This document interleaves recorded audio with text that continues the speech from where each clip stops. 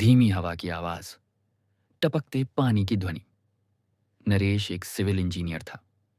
उसे गांव के पास एक पुरानी हवेली को तोड़कर नई बिल्डिंग बनानी थी। हवेली बहुत पुरानी थी, 100 साल से भी ज्यादा पुरानी। गांव वाले कहते थे कि उस हवेली में रात को दीवारों से किसी के बोलने की आवाज आती है। लेकिन नरेश हंसकर बोला, यह सब अंधविश्वास है। उसे नहीं पता था कि वही हंसी एक दिन उसकी जिंदगी की आखिरी हंसी बनेगी। रात के 11 बजे नरेश साइट पर अकेला था। मजदूर सब जा चुके थे। वह नक्शा देख रहा था कि अचानक पीछे से किसी बच्चे की आवाज आई, भैया मुझे बाहर निकालो। वह पलटा, कोई नहीं। उसने टॉर्च दीवार पर डाली। पुरानी दीवार में दरारें थीं, जैसे किसी ने अंदर से खरोंच मारी हो। उसे लगा शायद कोई चूहा होगा और वह फिर से काम में लग गया। लेकिन वो आवाज बार बार आने लगी, भैया अंधेरा है।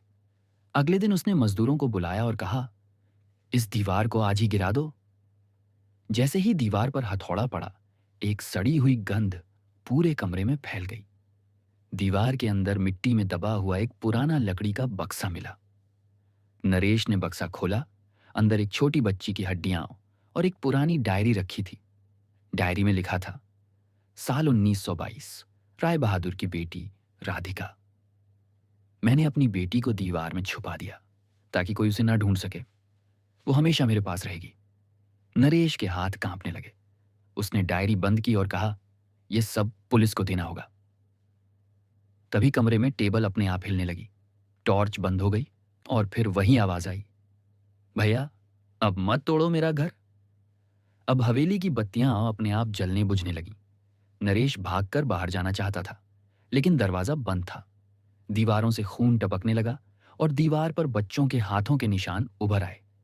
टॉर्च फिर जली और नरेश ने देखा, सामने वही बच्ची खड़ी थी, अधमरी, बाल खुले हुए, उसकी आंखें पूरी सफेद और मुंह से बस यही शब्द, तुमने मेरा घर क्यों तोड़ा।